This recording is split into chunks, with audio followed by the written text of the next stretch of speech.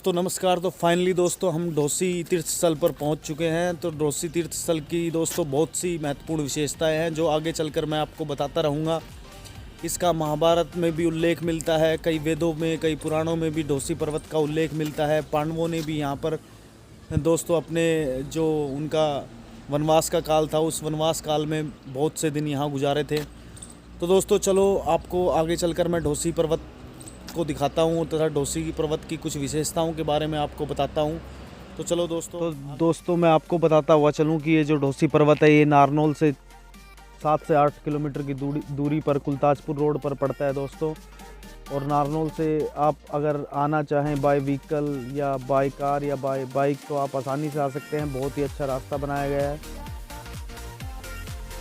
और दोस्तों अगर आपके पास व्हीकल नहीं है तो आप हीरो होंडा चौक से ऑटो वगैरह पकड़ के भी यहाँ आ सकते हैं। और ये बहुत ही अच्छा एक दार्शनिक स्थल होने के साथ साथ अपने इतिहास में भी बहुत महत्वपूर्ण योगदान रखता है दोस्तों। तो आइए चलो आगे चलते हैं दोस्तों और आपको मैं बताता हुआ चलूँगा ढोसी पर्वत की जो महत्वपूर्ण बातें हैं। दोस्तों ढोसी पर्वत पर कुछ ऊपर आते ही सामने हनुमान जी की एक विशालकाय मूर्ति है। ये देखिए दोस्तों, विशालकाय हनुमान जी की मूर्ति। और सामने ही प्रवेश द्वार है दोस्तों शिव कुंड का। ये देखिए दोस्तों, ये जो बोर्ड भी लगा हुआ है ये शिव कुंड का मुख्य प्रवेश द्वार है। तो चलो दोस्तों इसके अंदर चलते हैं और आपको अंदर दिखाते हैं।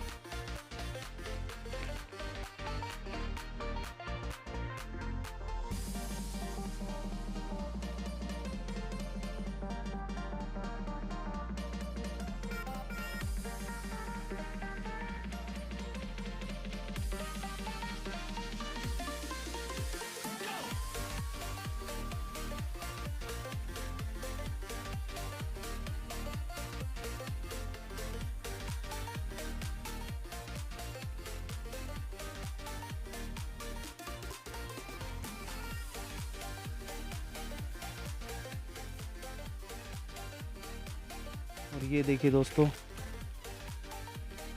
ये है शिव कुंड।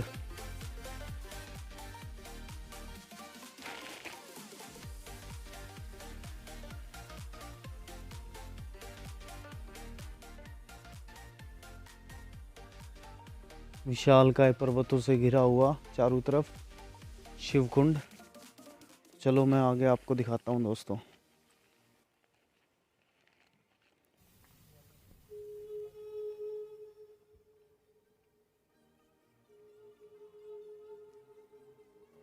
ये देखिए दोस्तों, इस तरफ प्राचीन शिवालय, अंदर देखते हैं दोस्तों।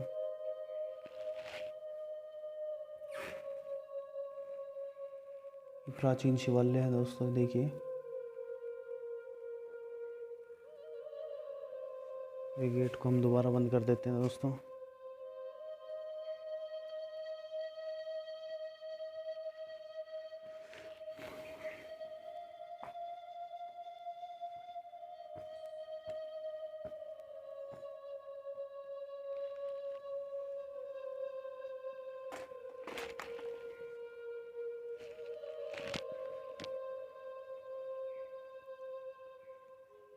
बारी बारी है।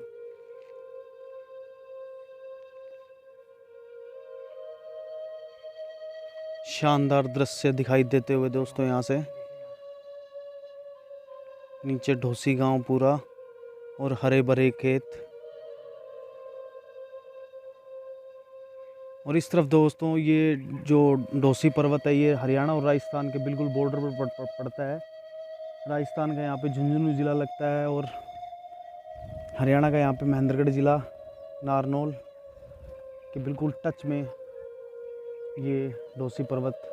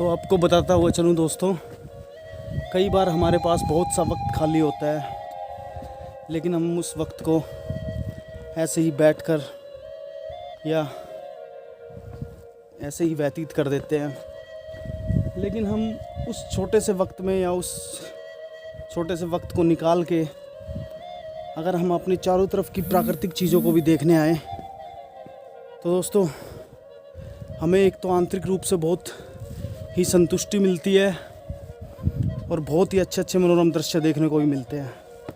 तो ये देखिए दोस्तों, आज मैं आया हुआ हूँ ढोसी पर्वत पे, और जो ढोसी पर्वत है उसके चारों तरफ का जो दृश्य है दोस्तों, वो देखिए क्या शानदार दृश्य है, दिल को लुभा लेने वाला दृश्य है। और ट्रैकिंग करने में भी दोस्तों एक अनोखा ही शानदार मज़ा आ रहा है दोस्तों, मज़ेदार दृश्य। तो दोस्तों हमारे साथ ऐसे ही बने रहिए और देखते रहिए, और चैनल को लाइक शेयर एंड सब्सक्राइब करना ना भूलें, ताकि आपको ऐसे ही शानदार दृश्य देखने को मिलते रहे। तो ये देखिए दोस्तों, ये मुख्य द्वार है च्यवन ऋषि के आश्रम का। तो 2 से 2.5 किलोमीटर की चढ़ाई करने के बाद फाइनली हम च्यवन ऋषि के आश्रम के मुख्य द्वार पर पहुंच चुके हैं दोस्तों। तो ये देखिए, चलो आगे प्रवेश करते हैं और आपको आगे का दृश्य भी दिखाते हैं। तो फाइनली हम च्यवन ऋषि के आश्रम के बहुत ही नज़दीक पहुंचते हुए और सामने ऐसे कुछ दृश्य नज़र आते हुए हमें, तो चलो वहाँ चलते हैं और आपको दिखाते हैं च्यवन ऋषि का आश्रम, जिसके कारण ढोसी ये जो पर्वत है इसका बहुत ही वेदों पुराणों में उल्लेख है। तो चलो दोस्तों चलते हैं। दोस्तों फाइनली हम पहुंच चुके हैं च्यवन ऋषि के आश्रम में, और ये च्यवन ऋषि के आश्रम का मुख्य द्वार। तो दोस्तों आपको कुछ ऐतिहासिक चीज़ों के बारे में बताता हूँ जो च्यवन ऋषि से जुड़ी हुई हैं और इस आश्रम से जुड़ी हुई हैं और ढोसी की पहाड़ी से जुड़ी हुई है, जो एक सामने पट पर उकेरी गई हैं। तो चलो दोस्तों इसे पढ़ते हैं और जानते हैं। तो दोस्तों लिखा गया है कि आर्यों के प्राचीनतम 3 ऋषियों में से एक ऋषि भृगु थे। उनके पुत्र महर्षि दधीच और दधीच के पुत्र महर्षि च्यवन थे। महाभारत के अनुसार कुरु जनपद में बहने वाली वसुंधरा नदी के पास महर्षि च्यवन का आश्रम था। यही स्थान आजकल ढोसी कहलाता है। यह एक बड़ी रमणीय पहाड़ी है। शतपथ ब्राह्मण के अनुसार यहीं एक कुंड में स्नान करके महर्षि च्यवन रोग मुक्त होकर पुनः युवा हो गए थे। ऐसी मान्यता है कि वही कुंड आज का चंद्रकूप है।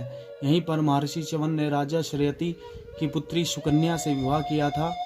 पंडित जगन्नाथ राय भार्गव ने, जो नारनौल में जयपुर राज्य की ओर से वकील थे, भार्गव सभा के समक्ष एक रिपोर्ट पेश की, जिसमें महर्षि च्यवन का एक मंदिर बनवाने आवश्यकता पर सभा का ध्यान आकर्षित किया। फलस्वरूप 10,000 रुपये की लागत से एक मंदिर बनवाया गया, जिसे वैकुंठनाथ श्री राधाकृष्ण व महर्षि च्यवन की मूर्तियां स्थापित की गई। इसी स्थान पर भार्गव सम्मेलन भी हुआ था। इस मंदिर की सेवा पूजा आदि केंद्रीय भार्गव सभा द्वारा की जाती है। तो दोस्तों यह कुछ महत्वपूर्ण बातें थी जो यहाँ उकेरी गई हैं। और दोस्तों आपको ये भी बताता हुआ चलूँ कि जो अभी इस मंदिर का रख रखाव और जो सब आदि चीज़ें देखी जाती हैं वह भार्गव सभा द्वारा की जाती है। तो दोस्तों आपको च्यवन ऋषि के बारे में बताता हुआ चलूँ कि लोक मान्यता यह है कि च्यवन ऋषि जब यहाँ पर आए थे तो वह बीमारी से ग्रसित तथा वृद्ध थे। उन्होंने चंद्रकूप में स्नान किया, और चंद्रकूप में स्नान करने के बाद जब वह बाहर आए तो वह एक बहुत ही जवान युवा पुरुष के रूप में निकल कर आए थे, जो रोग मुक्त था। तो इसलिए चंद्रकूप की भी बहुत सी विशेषताएं बढ़ जाती हैं। ये देखिए दोस्तों, ये सामने महर्षि च्यवन का मंदिर, और ये देखिए दोस्तों, ये सामने जो मूर्ति रखी गई है ये अष्ट धातु की मूर्ति है। जो श्रेष्ठ शैया पर लेटे हुए श्री कृष्ण जी हैं अपने शेषनाग के साथ, ये अष्ट धातु की मूर्ति है दोस्तों, बहुत ही आकर्षित। और ये सामने जो महर्षि च्यवन की समाधि है दोस्तों, ये महर्षि च्यवन और सुकन्या माता जी ने हम कहेंगे उनकी एक समाधि दोस्तों, या तस्वीर या मूर्ति जिसे कहेंगे हम। ये देखिए दोस्तों,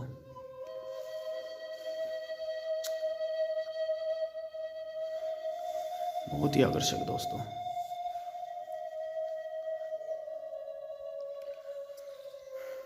तो दोस्तों हमें महर्षि च्यवन के बारे में यहाँ पे कुछ जानने को मिला।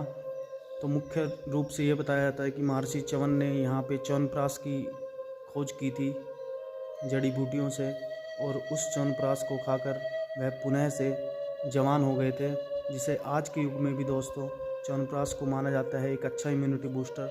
और दोस्तों जो यहाँ पे चीज़ें हमें जानने को मिली कि ये जो ढोसी का पहाड़ है यह हेमचंद्र हेमू से भी संबंध रखता है। हेमचंद्र हेमू ने यहाँ पे एक भव्य किले को भी बनवाया था, और जो चारों तरफ से यहाँ पे सीमाएं आरक्षित की गई थी। और उस किले का जो निर्माण करवाया गया था हेमचंद्र हेमू द्वारा, वह मुख्य रूप से इसलिए करवाया गया था दोस्तों कि यहाँ पे जो औषधियाँ मिलती थी उन औषधियों का संरक्षण करने के लिए, उनकी देखरेख करने के लिए इसलिए यहाँ पे एक किले का निर्माण करवाया गया था, ताकि उन औषधियों को सुरक्षित रखा जा सके। श्रद्धालुगण आते हैं।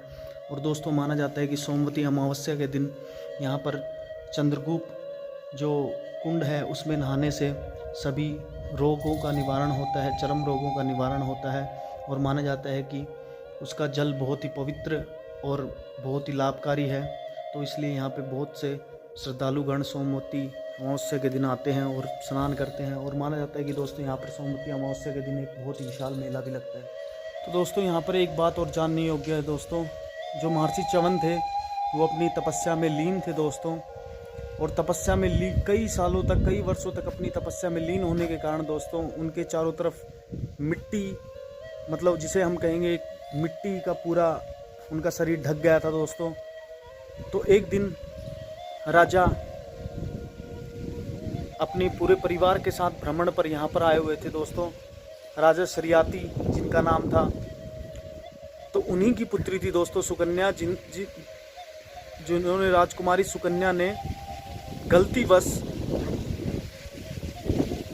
क्या करा दोस्तों, मिट्टी का एक ढेर समझकर महर्षि च्यवन के आंखों में लकड़ी के, जिन्हें हम तुनके बोलेंगे, गलतीवश उनकी आंखों में मार दिए दोस्तों, जिस कारण महर्षि च्यवन की तपस्या भी भंग हुई और महर्षि च्यवन की आंखें भी फूट गई थी दोस्तों। तो उसी की क्षमा मांगने के लिए राजा शरियाती ने अपनी पुत्री का विवाह, राजकुमारी सुकन्या का विवाह महर्षि च्यवन के साथ कराया। जैसा कि हमने आपको दिखाया था, महर्षि च्यवन का विवाह राजकुमारी सुकन्या के साथ हुआ था। तो दोस्तों ये भी एक जानने योग्य अच्छी बात थी, तो मैंने सोचा कि आपको बता देता हूँ। तो ऐसे ही बने रहिए। और अब मैं आपको दोस्तों दिखाता हूँ चंद्रकूप का भी एक अपना अलग ही महत्व है दोस्तों। चंद्रकूप में सोमवती अमावस्या के दिन जो स्नान होता है दोस्तों, तो इसलिए भी उसका एक अलग ही महत्व है दोस्तों। तो चलो वहाँ चलते हैं दोस्तों। तो दोस्तों ये चंद्रकूप है दोस्तों, इसका भी इतिहास में अपना ही एक अलग महत्व है। ये देखिए दोस्तों, ये चंद्रकूप है, इसका जीर्णोद्धार किया गया है। तो इसमें से हम पानी निकाल,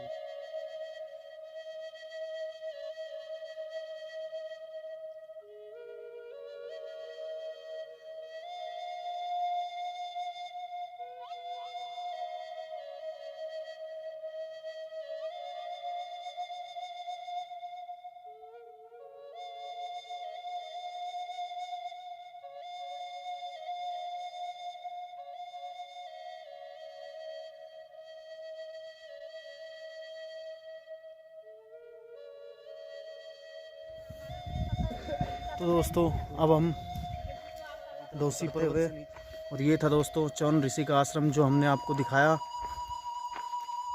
तो दोस्तों हमारे साथ बने रहिए, like and share and subscribe करिए, ताकि हम इसी तरीके से आपको नई नई वीडियो दिखाते रहें।